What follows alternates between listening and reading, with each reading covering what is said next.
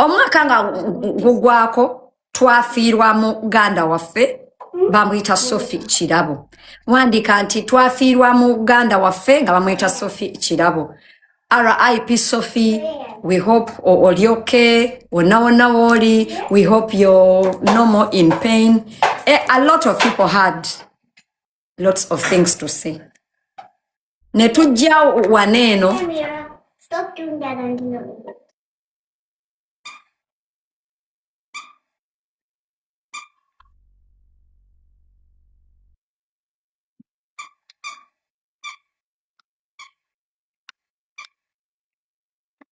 you take it back. Muwulira. Netujja waneno. All of us had a lot to say.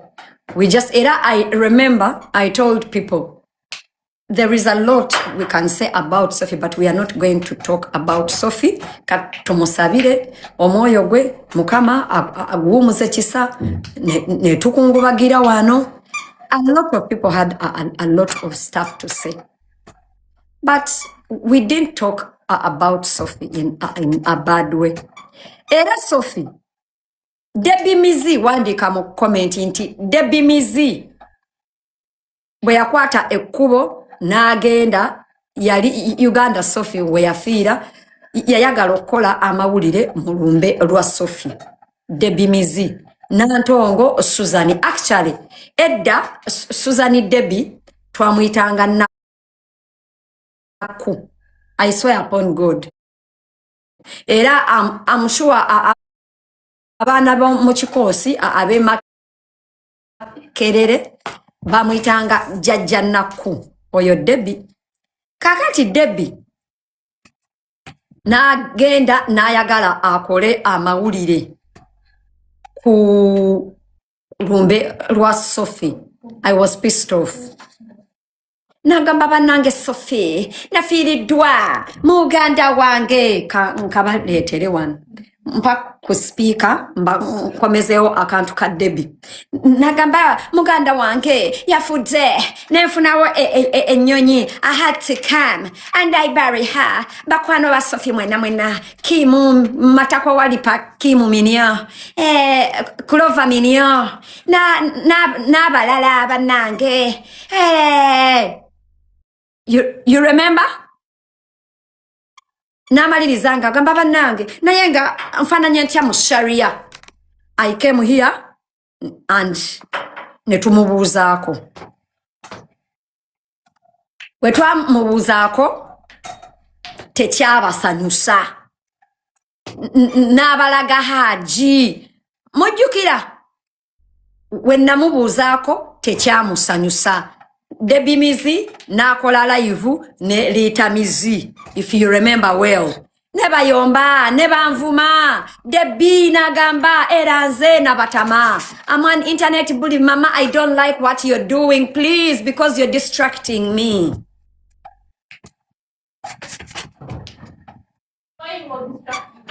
You and your dog, you're distracting me.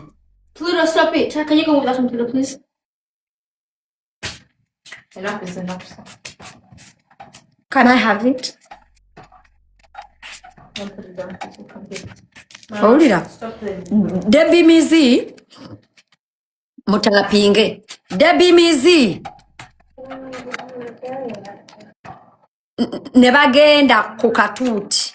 Debie Mizi n'ayomba. Debie Mizi n'ayomba nnyo era wololo n'ayogera ebigambo byonna bingi ate nga afuba nnyo okulaga abantu mbuno amanyi nnyo. Owulira? Debie Mizi n'ayogera mumbuuze nga ani amukyaziza Lita Mizi. N'abeerawo n'akola atya n'atuula okwo wololo walala mizittako ne boogera. You know, like all losers always do. Losers one side ku katuuti. Obubaka bwange olwamala omutuukako n'anyiiga ne batuula katuuti. I remember ebigambo bye nayogera specifically ku Debie Mizi ne Olivia Mizi. Nabagamba mwefuula nti mubadde mwagala Sophie naye Sophie mwali temumwagala. balinako 75 people. Banange ndibeera nabbi oba already ndi nabbi oba ndi musamize. Kirova mizi ne Debie mizi I remember ebigambo bye nabagamba mwefuula nnyo mbuno mulumiddwa Sophie naye Sophie mubadde temumwagala.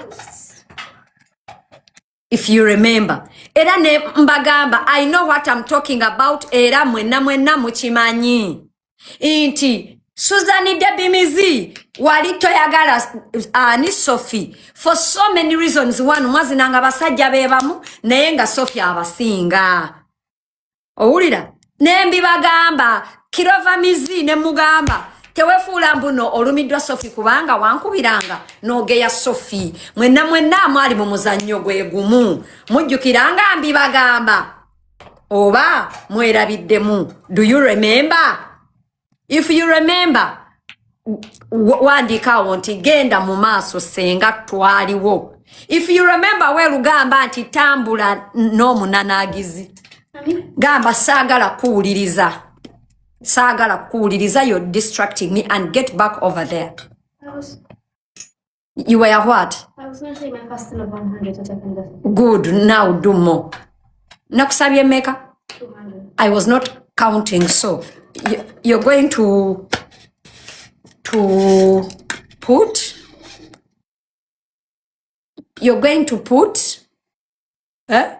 200 seconds timer because and make sure every sit up is a second on put it. Wandika mu comment nti tambula n'omunanaagizi. If you remember tappinga owandike nti tambula n'omunanaagizi. Nengamba Debie mizi toyagala Sophie. You did not love Sophie. Era wagenze kulumberwe okukolerako amawulire ani gwentumye speaker. Mama, can you please bring my speaker? Good shit, Mommy. Alright, right over here. Got it, Oh, you got it? Here you go, Mommy. Alright, Mommy, do you want me to connect it for you? Hmm? Do you want me to connect it for you? To do what? Connect it. To do what? Connect it. To do what? Connect it. Connect it? Yes. Okay, come and connect it for me. Mommy, you said 200 minutes or 200 seconds? Okay. Let me just... Really, Ami, can it be 200 seconds because each second is gonna be Okay.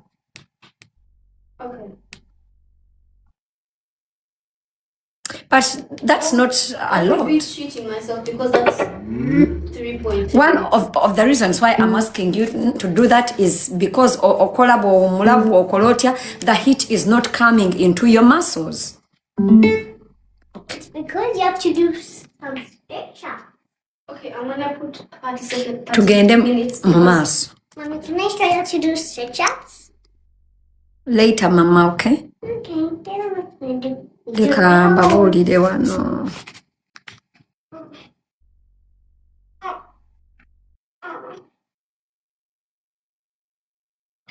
Stretch.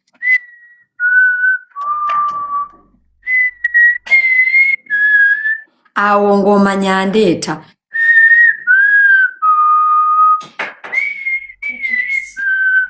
Tutandise tuti.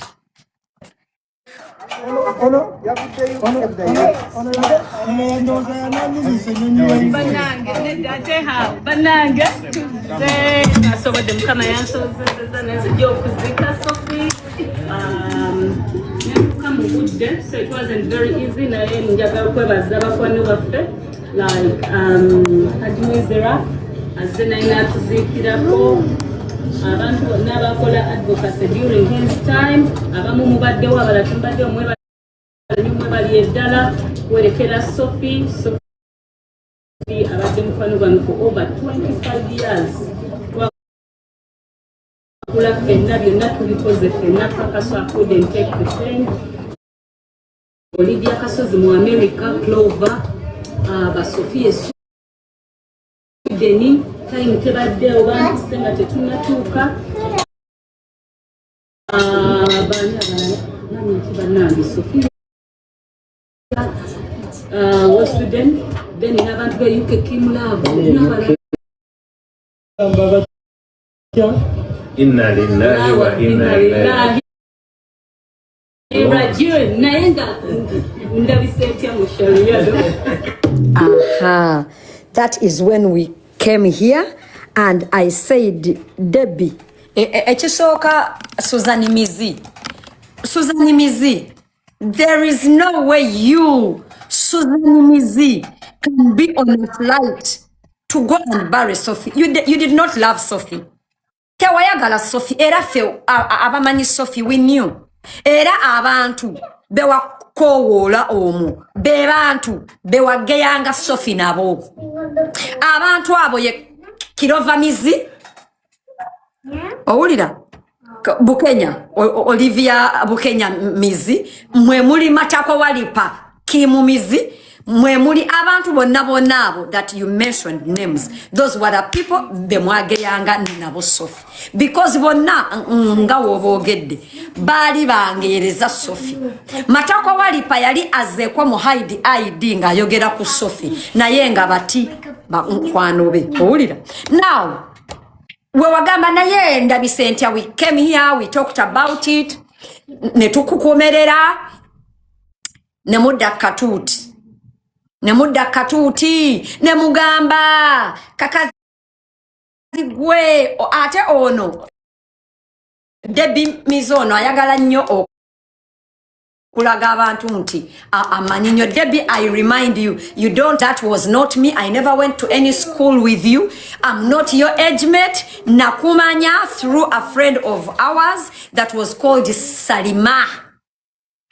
Era I told people you came nonsange wa Salima nga ndi lubuto lwa Taira nga ndi mwana muto ngoli ku mwana namba 2, if you remember well or if anybody remembers. But Debie nagamba zoyo mumanyi ayagala nnyo okulaga abantu mbuno amanyi. By the way, I don't know why for so many I don't know why every destitute that has ever spoken to me abantu nga muba mwagala nnyo okulaga abantu nti mumanyi nnyo mweyogereko bannange. Why do you want to show? Is knowing me a win or a trophy? I know it's a trophy. It's a flex to actually know me. That's why mufuba nnyo kakasa abantu nti you know me, because I'm the big motherfucking deal. You know that. That's why you cannot talk about yourself for 1 hour, but you can talk about me for 1 hour. But guess what? I can sit here and I talk about myself for 9 hours. And I will have the same numbers of people watching me today. Okay? Now, tugende mass. Debie natula katuuti ne litamizi ne hani ne Latifa Chibafulo Hanifa omwana yani bannange Latifa Chimansulo owe UK owulira era ne mwogera bingi nnyo White era oyo agamba tyambwe no we didn't love Sophie walala ne waitawo I think like a week or so olutalo lwa Luwimizi ne rujja. Olutalo lwa Luwimizi we lwatuuka Debie Mizi yali kyalina amagwandowooza ag'okumuyisaamu n'agenda ewa Luwimizi n'agamba abantu oyo omusajja oyo ye yazaala mu Senga asidi nze leka mubaleetere wolololo naye nga Debie totulaze baani abaakuzaalamu. I remember abaaliwo olutalo mwalulabako ne mbaleetera ancestor yazaala mu Debie Mizi. Debie n'agamba ewaliita Mizi mbwera Daddy wa Taira yafa yansiga sirimu manya yafa ate ne bamala ne bagamba tayagala kumpuliza na ate ne bagamba yafa webityo nga bwe mubamanyi bavuyanga abali emirambo. None of their shit even ever makes sense. ate bannange omuntu nga osalako munno ekigambo making sure the dots are connecting. The problem is most of you, you're so dense, you're very stupid, you can't even make a proper, like build a proper story. Why are you stupid? Don't you see there is a reason why me and you always end up falling out? Because you are stupid. You are not even intelligent enough to construct a good storyline. Eh? You are stupid. That's why me and you take so kwatagana for long. Because you are stupid. Even when you come to tell a lie about me, it does not connect. Because you are stupid. Bamada, oil and water cannot mix. Milk and salt cannot work. One of the things is, at least if you make up a lie, make it believable.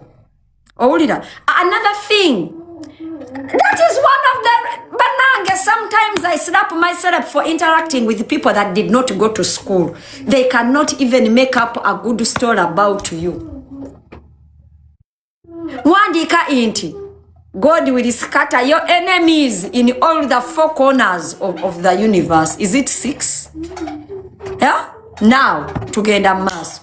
Munange, nebigenda maso. Newajja wano embozi ya Jaffa. Gwe babbako mukazi we, Diana. Latifa Kibafulo. N'ogumana gwe oguba.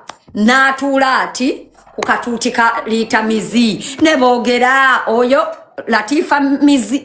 N'atuula n'ayogera Latifa mizi ng'ali ne liita mizi. Ne boogera mizi era wolololo era oyo mukazi alimba ne Debie mizi. That time all of them had a common enemy. It was me. Ndiwo okubategeeza mbuno ennyumba y'ebikazi by'erandani ebyebimana ebinene bimizikirani abalina dilapidated pieces of pussy. Wandika anti dilapidated pieces of pussy. Wandika dilapidated pieces of wandika mu comment. Dilapidated what? Wandika, I continue. Dilapidated what? Dilapidated what? Dilapidated pieces of pussy. They had one enemy. Guess what? Mbasobola ate mwenna. Bwensalawo kuwamu. Era bannange buli muntu gwesta waamu webaze nnyo Katonda. Mbeera nkutaasizza. Munange.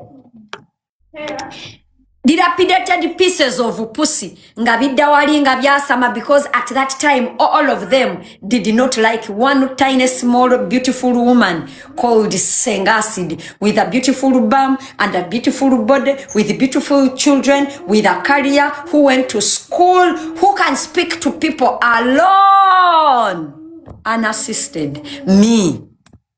Mwena bonna ne batuula okwo era omukazi ananagira. People that were having proper speech were all convened in one small platform of one woman that is ugly and has had 1,000 surgeries and is still ugly. And all of them were talking about one small beautiful woman that has a speech impairment. Wandika nti tambula n'omunanaagizi in me. Alone. Wandika nti Senga alone. Bambi kanzijukiziza jaja ichulinga agamba. Ichuli alone. Bambi. Ne bavuma ne boogera abamada. Era nezija nembabuuzaako and I moved on. Okay? Munange. You're stammering doctor. You're stammering doctor. Ne waitawo a few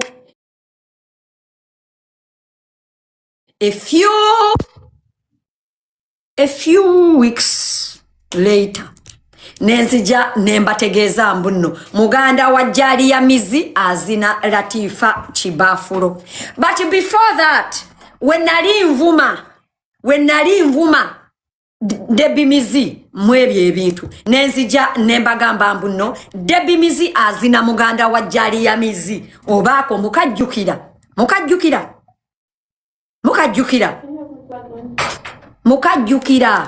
bw'oba kajjukira gamba nti profesa nkajjukira bulungi wandiika nenzija nembagamba Debie mizi azinaani muganda wa jali ya mizi is in a refugee arrangement or soliciting whatever. I don't know. I don't want to talk about issues of refugees. I'm not a refugee anymore. Yes, mugenda niga era nawe waliko refugee. I'm not a refugee anymore. Sorry, I'm not a refugee anymore. I'm a citizen. Yes, bagamba era akivaamu yakiyita ekyato gamba nti sikyalimu ekyo ekyato tugende maaso munange nzijamba tegeeza mbuno Debie mizi jajja Debie mizi alina abazzukulu right now azina muganda wa jali ya mizi. Now malokoogerako muganda wa jali ya mizi ampereza message. Wait a minute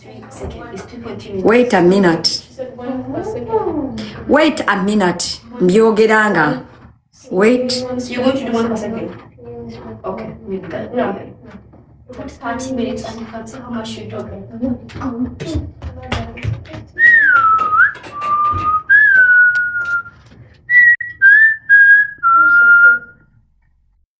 Okay, I'm done. I did 250. No, actually 252. For me? Oh, okay. 17. Wait, I want to confirm.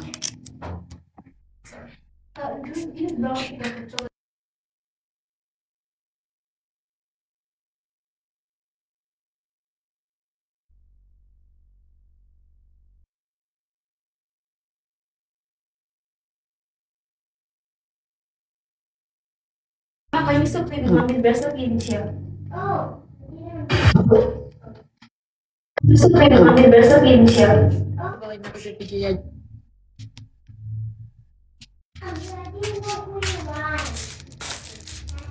Tapping. I don't want to be talking. Guys, you only have one job. Okay? You only have one job. Please tap it. This is the boy. The guy is here. You. Yes. Let me come.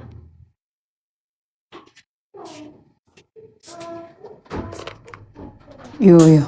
Hello, Senga. I hope you're okay.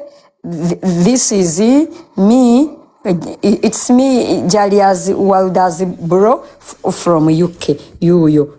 Tugende maso. Some Damu, of course, for the following reasons. One, I don't want to associate myself with Mizi Kirana and the relatives anymore. Boberangwa oli muganda wa jali ya Mizi. I don't care if you are enemies with her. If you don't talk anymore, I don't want anything to do with you or her or anybody that knows you. Samudam munange tugende maso. Kakati muvubuka oyo. That phone is charging. Which phone? So samudamu samu wabudde munange malo kujja wano nenkakonako ne mbagamba muganda wa jali ya Mizi yakoze eki. I'll charge. Don't worry, Beth. I'll charge. Munange nga mbagamba muganda wa jali ya Mizi currently mwana kyali awo mpaku socks. It's a bit cold. Nga mbagamba muganda wa Jalia azina Debie era he's a refugee bula era if I remember well I told people if you got muka video kange nga Jalia ayisa abantu mbu agenda bafunira visa I talked about it muka video and I said Jalia mizi akufunira atya visa nga naye muganda we refugee UK Susan Debie na mukadde ya muzina yerwachi Tony aka video yako ka nzijireyo okandeetere nka playingira abantu You need to charge. kakati nkomawo waneno nchiddamu ku live Latifa chibafula abuuka agamba wait a minute Debie azina omulenzi wange bamada ndiwo okubategeeza mbuno as we speak to even grandparents ebikazi bye UK ebibiri Susan mizi Debie mizi ne Latifa mizi chibafulo Latifa chimansulo as we speak bali kulwanira omuvubuka that is not even 30 years of age because if I'm not wrong Susan Debie is around 52 years of age lwakuba nkula mbaleka and if I'm not wrong Latifa naye is 50 or almost 50 Latifa chimansulo Latifa chibafulo Awulira kakati bana mwe don't distract me please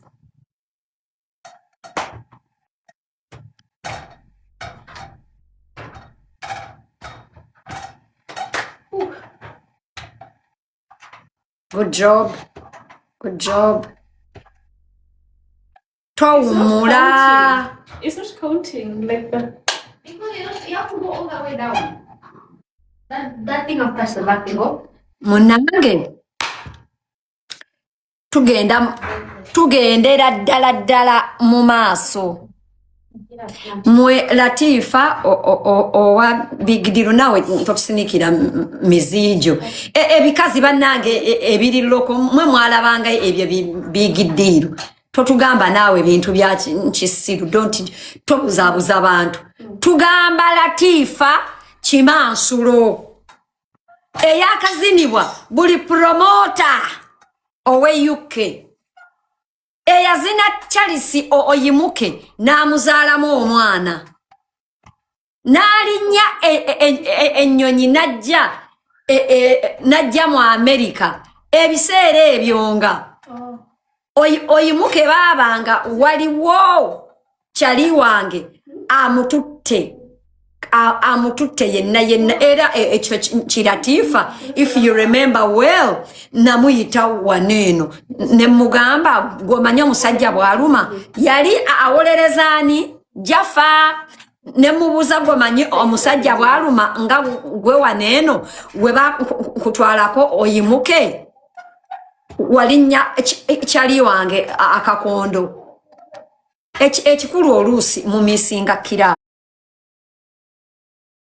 tappinga owulira munange Eddie Lubega Uganda my ex how are you genda obigambe nnyoko tosinika wano binnyo nze nyinza okubeera ex ew'omusajja mbo bamuyita Eddie Lubega mumanya gonna Eddie Lubega Eddie Lubega olichi Edirisa Edward tugendera ddala maaso munange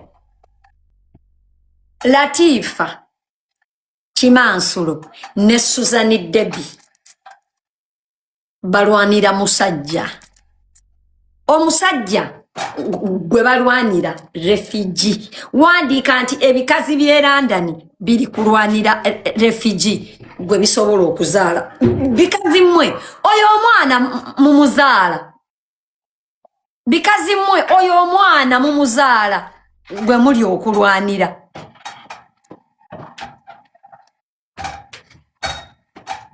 Oyo omukazi oyo omwana mmwe bikazi mmwe gwe muli okulwanira mumuzaala. But guess what? That's not all. Liitamizi Debie mizi okimanyi bulungi. Liitamizi takwagala.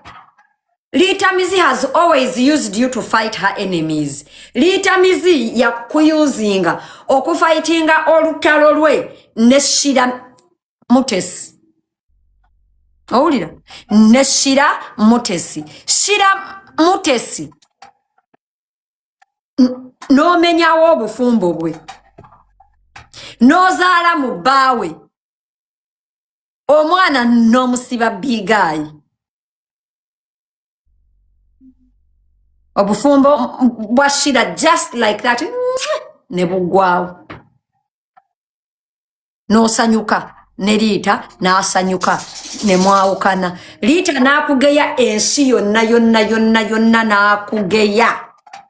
Liita n'akukozesa okulwana entalo ze ne Donizera. Liita n'akukozesa okulwana entalo ze ne Donizera n'ozina bigaayi. Era you lost. Bakukozesa ebitundu bye ebyekyama byoteekayo ne bakumaliramu amazzi amakambwe n'ozaala gwozaala baana ba revenge. Gamba nti Debie mizazaala abaana ba revenge. Sophie olina abaana aba ba revenge. Aba bigaayi ne bawa Shira baana ba revenge. Liitamizi uses you. I don't blame her. Banange, if you can use a fool, fuck the fool. I don't blame her. Era banange, wandikawo mu comment section imbuno, Liitamizi Jew, use the fool. Yes. Wandikawo, Liitamizi, thank you for using the fool. The fool has revenge babies today. Hey, munange, but that's not it. Kyenjagadde okuba ntegeeza inti mu bigambo ebingi ennyo abakazi bano ebikazi by'e London byebeevumye ebingi ennyo baavumye Debie mizi imbu yayogera ebigambo bino wammanga. Tugende mu maaso. 1 yagamba mbu Sophie mizi rather mbu Sophie omugenzi. Debie mizi yagamba mbu byabadde wa Liitamizi nga bavuma Debie mizi ne bagamba bati Debie mizi yagamba mbu Sophie yayabikiramu enjaga mu lubuto. Sophie yayabikiramu enjaga mu lubuto. The volume. Try to quiet. N'atakomaawo n'agamba abantu mbu Sophie yafa siriimu.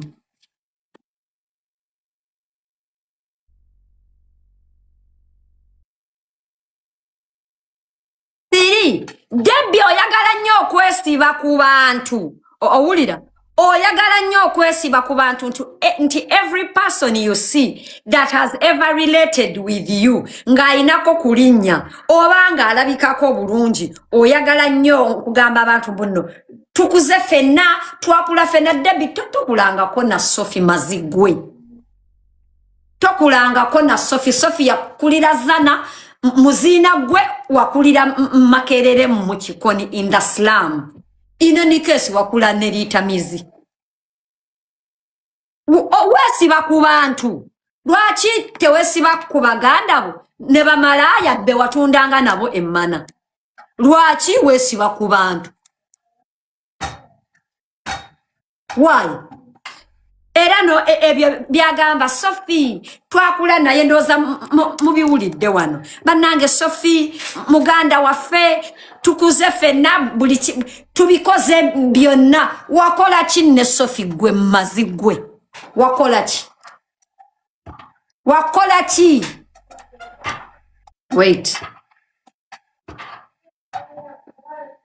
Wait. Nkabaddiremu. So don't come and go and go to the store. Muyinza okulowooza mbu nno nimbi. I'm stuck. I need to keep quiet. Stop talking, okay? Mbaleetereyo waneeno. Bannange, we had a lot of things to say about Sophie. A lot of things.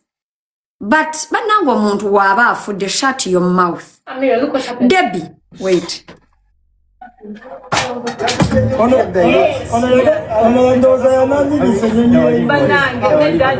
Banange twasobodde mukama yansozeseza nezijja okuziika Sophie netuuka mu budde, so it wasn't very easy, naye njagala okwebaza bakwano baffe like Kyamukoze azze naye n'atuziikirako abantu bonna abakola advocate during his time, abamu mubaddewo abalala temubaddewo, mwebale nnyo mwebali eddala kwerekera Sophie abadde mukwano gwange for over 25 years.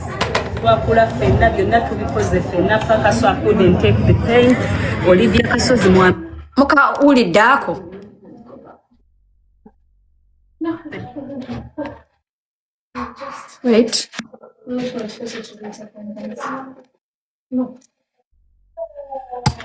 Just go back and like 100. Wait, 200. Owulira? Look at that.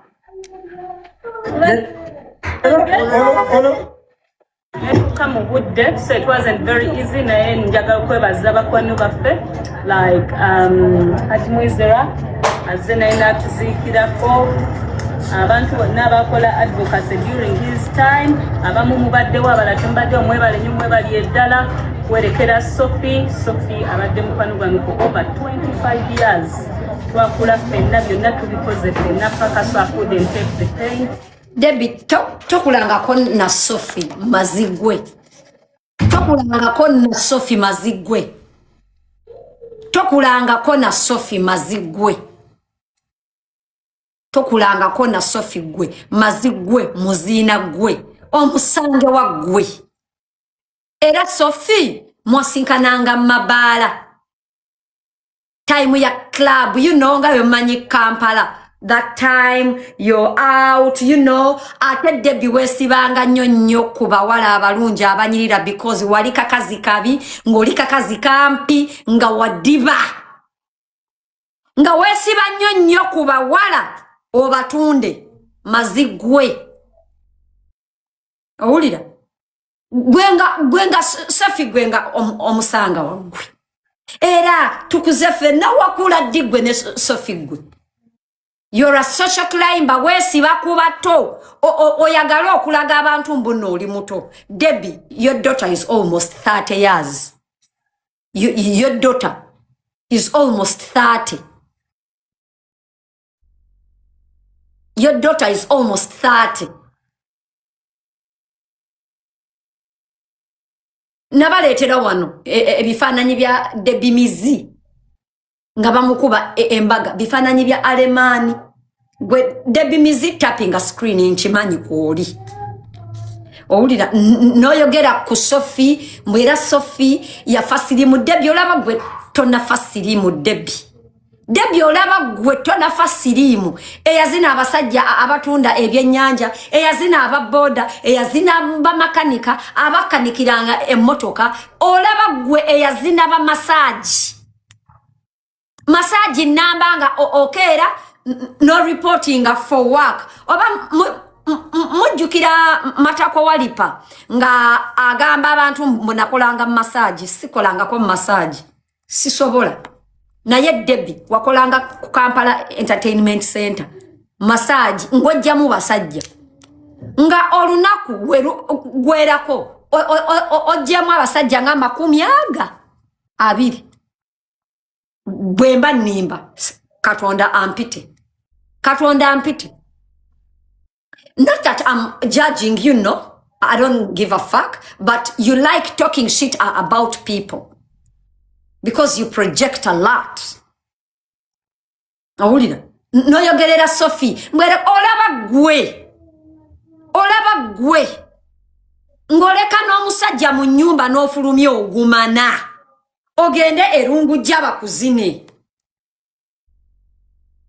ng'omusajja va UK ajja okukyalira baawo n'omulekawo ogende ozine Farouk omusajja omufumbo Debie nga wafuuka kyenyinya lwa Debie mu Kampala olaba gwe Debie tonafa siriimu lwaki obeera oyogera ku Sophie mbu yafa siriimu Debie just tetubawa budde because temulina mannya naye Debie oli kyenyinya lwa igwe eyafuna wano looni student looni ogende owaso omusajja ketugenda kuteekako na kifaananyi kye awo muwa masanyalaze wakwata wano n'ofuna student loan ogende e Kampala owasa omusajja omufumbo gwe mazigwe Sophie yali awasizaako omusajja Sophie abasajja nga basiima busiimi nga bamuwagala bannange Sophie yayagalwa bannange abasajja bayagala Sophie igwe kisiraani gwe ovume Sophie mbu yafa siriimu gwe mazigwe gwe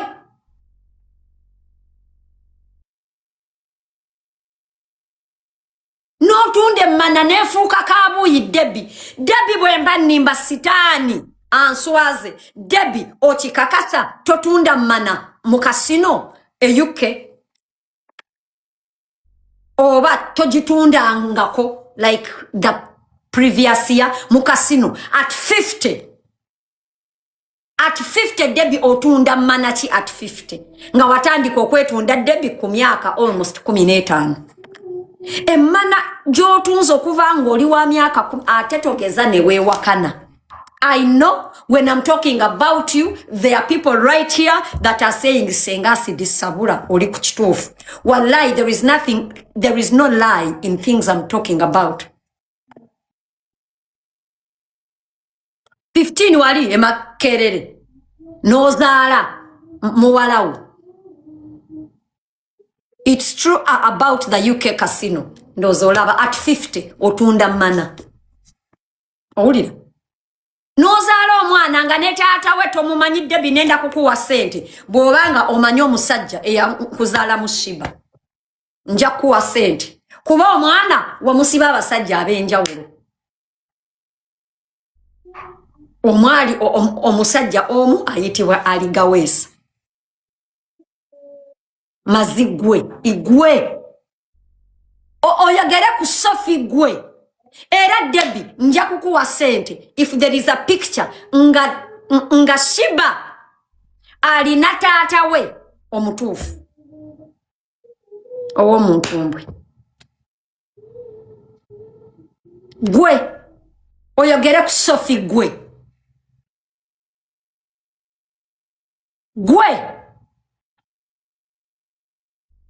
olaba gwe siriimu tanakutta ovuma otya oyogerera otya Sophie atavuma muntu Sophie teriyo muntu yali azze n'agamba mbu Sophie yanvuma muyinza okubeera nga mwazi n'abasajja bebamu because I mean si kipya abaana ab'obuwala if you're in the same circles of club of Kampala. I mean, Kampala is a small city. You sleep with the same men. It is what it is.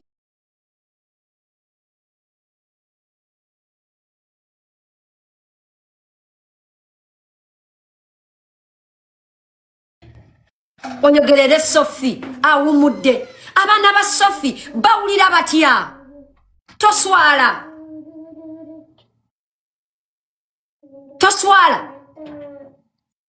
abaana ba Sophie bawulira batya nga omukazi yagamba Sophie abadde omuganda wange ng'oli eyo oyogerera maama waabwe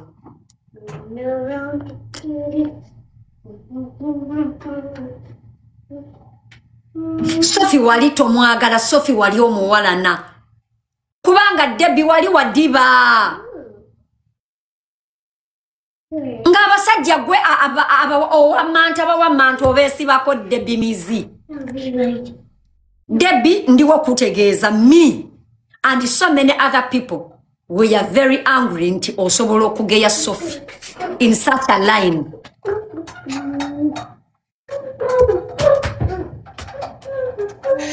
In such a line. Banange Debie wanoonya erinnya lyagaana.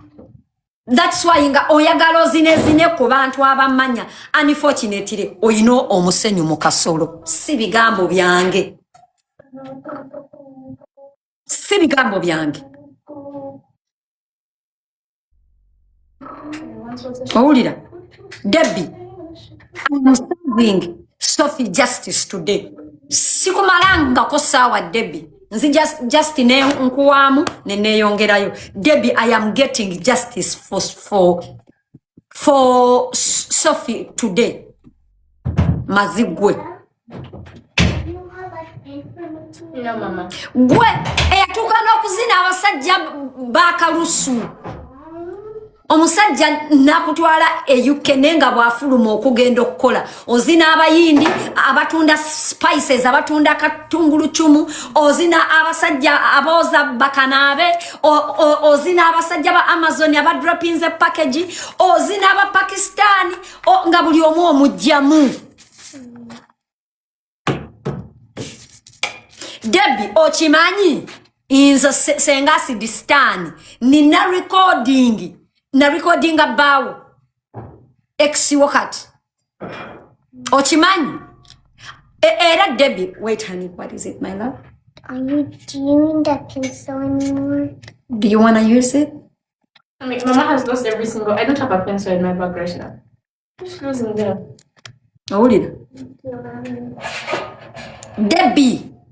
Debie matako, Debie mizi, Debie mazi.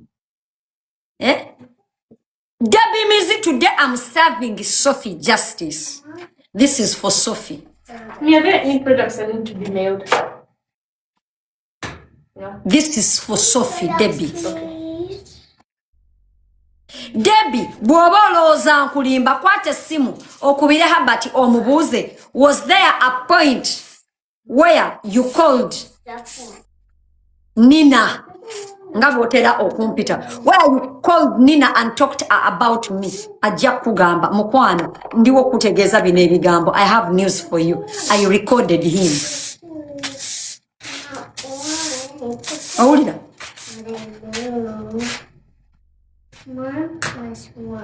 Okujjako okwewasiza abasajja, okwekwanira abasajja, okukola ki Debie?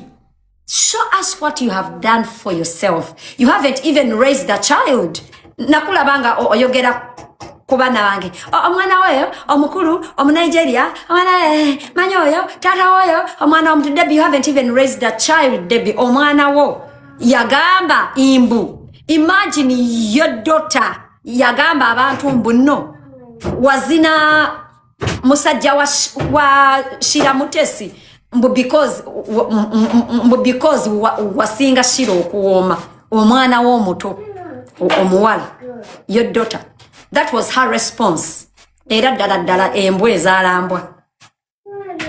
Debie, omwana wo yaddayo e Kampala nga poliisi emunoonya nga mubbi nga yayingira gangs. Wagambanga abantu mbuno wantwala e China. Nenkugamba oddangamu n'okyogera. Wolimanya mbuno era nze Debie I dared you ojje ku live bwoti otekeko live oba video. Ogikole ogambe mbu natwala Senga Acid aka Sharon Mutesi e China okutunda akasolo. Mwagala okujampingira ku bantu. Njagala okikole. Omanye mbuno human trafficking is an international crime. Tewasoma. I told you. Mauli. Oyagala nnyo okwesiba ku bantu. The same you wali ku live ya Pengi. Noyagala okugamba abantu mbuna zino nkulembeze. But you knew you were lying. Because you always want everybody to look as disgusting as you.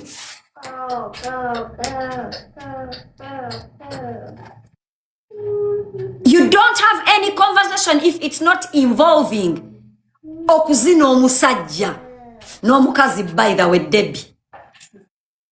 Era Debie abantu bagambe mbuno n'abakazi obazina. Bagambe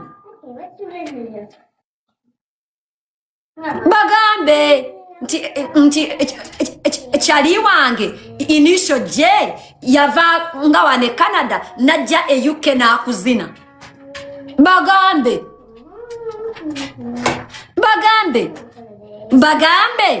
wali e Uganda nga wetega kasha lisa na kugamba nja kusamba ebimwa. Bagambe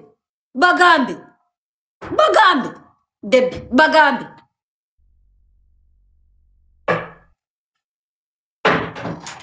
All we can talk about you is obumana bwobutali mu mazzi. That is all people can talk about you. Abantu abasiba ko obumana bwobutali mu mazzi. Abakazi, abasajja, abato, abakulu. Bakwano bonna Debie. Owulira? Nogamba gwe oyinza okufa omuntu nava e UK okujja okuzina Debie okuzika Debie tewava UK mbo ogenze kuzika Sophie. That was not the reason. Debie, Sophie okugenda okufa wali already oli mu Uganda ngozina Haji Muizera muzeyi muno Kidende omukwasi w'abaana. Debie, please. Owulira? Haji Debie, Sophie okufa. Debie, you can never do anything for a person. Tosobola mazigwe. Tosobola. Lenny, you know what I'm talking about. Already wali Uganda ngo otunda kabu ye mana. Wesibye kubasajja b'abantu abafumbo n'abatali bafumbo. Owulira? Debie, I can talk about you until kingdom come. Tebigwayo.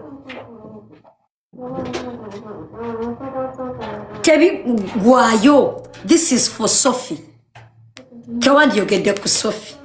Olaba gwe na mukadde gwe tonafa sirimu. Bajja bonna bafa sirimu da. Ba Makrini bani bonna bafa da. Bajja bonna. Gwe Debie gwe akyatunda akasolo at 50. Ogambe Sophie imbu yafudde sirimu gwe.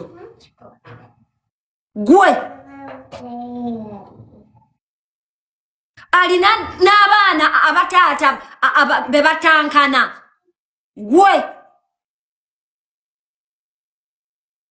Ogambe Sophie mbu yafa sirimu.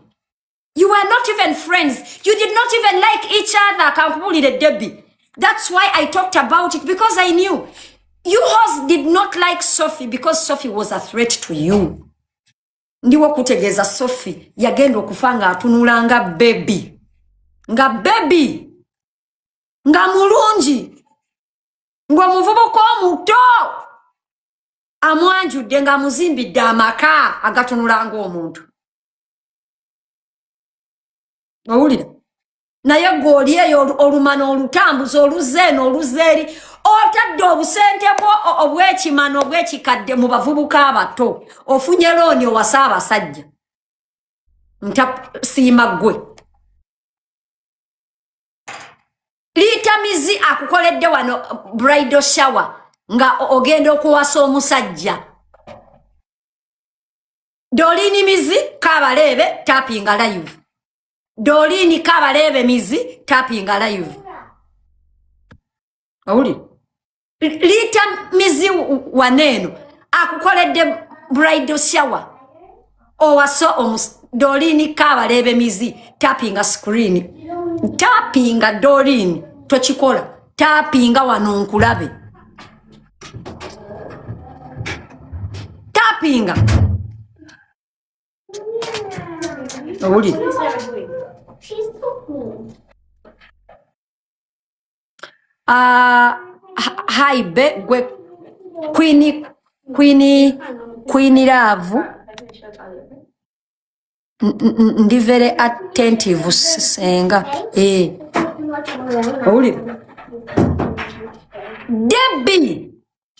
Lita mizi wano na kukolera baby shower. Ogende owasaka sajja.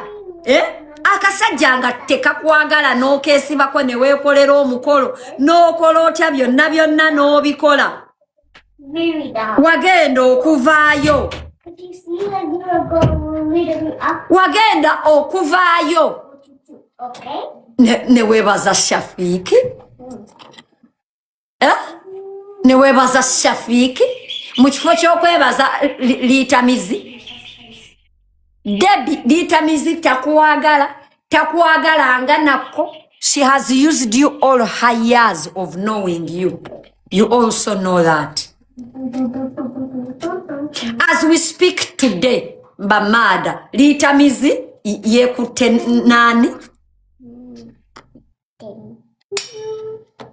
What happens when the screen is tapped? Shama, it's a like. When you tap, it registers on the likes. Owulira.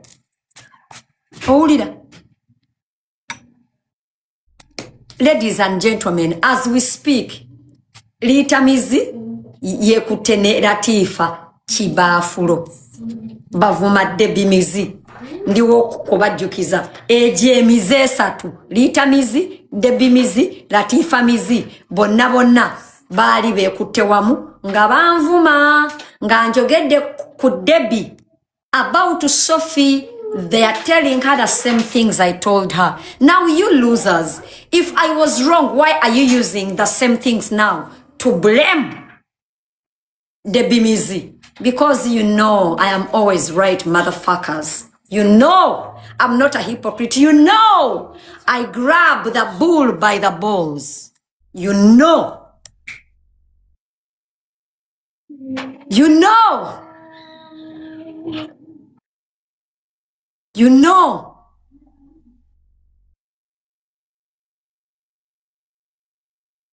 You know.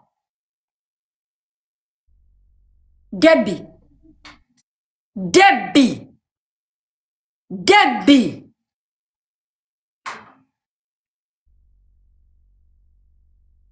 Wagamba gwe asidi gwe waliwo gwe omuntu ayinza okulinya ennyonyi ajje akuziike nga ofudde. Debie ani ayinza okulinya ennyonyi okujja okuziika gwe?